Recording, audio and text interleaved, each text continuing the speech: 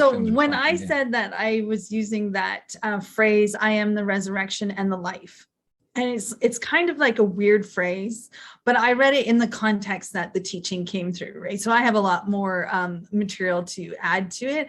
And it crossed my path at a time where I'm asked, like, I'm presented with obstacles.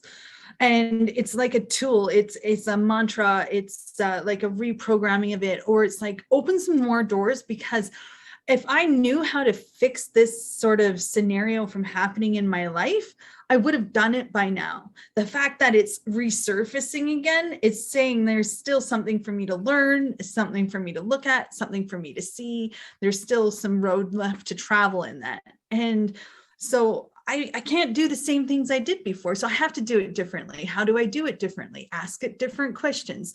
Go into meditation like Ian did, sit right through it in a meditative type state and see, watch the movies and go through it.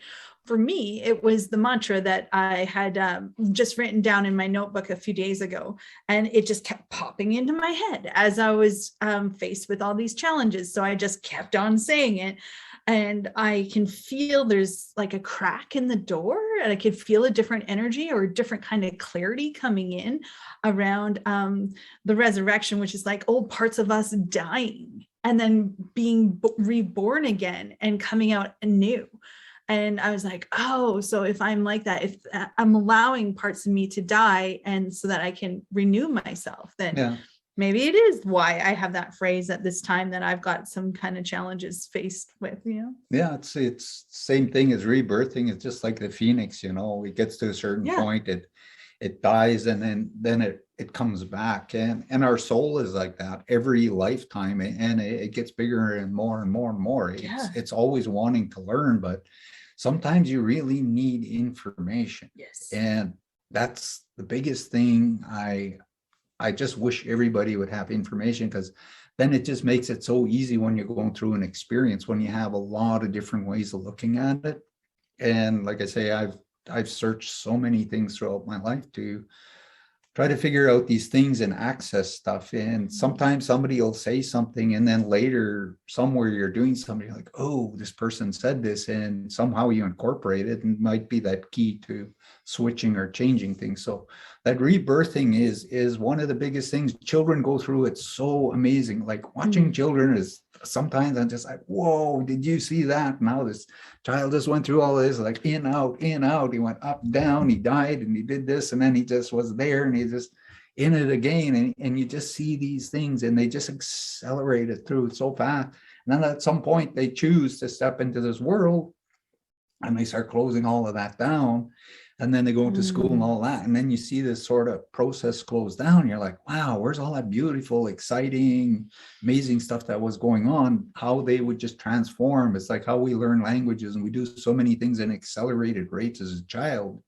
And we go through many powerful, different kinds of things, but you just see them, they just keep coming back to life, and they just thrive, and they get bigger and more exciting. But at some point, like I say, we're going to choose to step into the world, and we sort of close that off. And then we get to a part of life, and we start trying to reactivate it again. And it's sort of scary to rediscover this innocent child inside that has all this wisdom and everything. It's quite beautiful when you're rebirthing and you're understanding all these processes. Cool. One other thing is some spirit guide or somebody dropped in, and sometimes we need witnesses. I don't know what it is about recording or going through something, but it's like when I sit in somebody's energy and I'm doing a lot of stuff, it's like I witness a lot of stuff. And it's like their angels and that are there to see that I see this, and the person maybe is finishing up a karmic thing from another lifetime. So in that, the person has fulfilled it all, and they need to carry it. It's like somebody has witnessed, now they're finished. And when the universe takes it, then they replace it with something new. And there's a really big part in that sometimes, because we agreed 50 years ago or 50 lifetimes ago to do something. Now in this lifetime, we repay it all. We go through all these challenges and other things, but if it's really, really done and we're not resisting and fighting, like sometimes it's really amazing when I see how these angels, they pop in around and I'm watching them like, ooh, okay, this is something really big. I got to be careful what I'm doing here.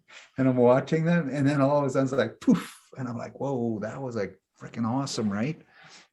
So they come in and they do this thing because it's something that you have agreed upon on some sort of karma or something, and it's played out over a long, long, long period of time.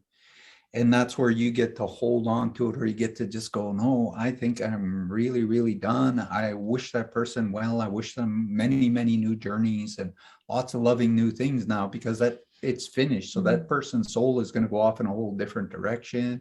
You're going to end up going in another direction. So sometimes it's like, say a prayer for the person. So whatever now they need to attract or learn or grow will come into their lives, and it will just put them all in that direction, and then it invites all these other new things. So that's literally separated and released all that old karmic stuff.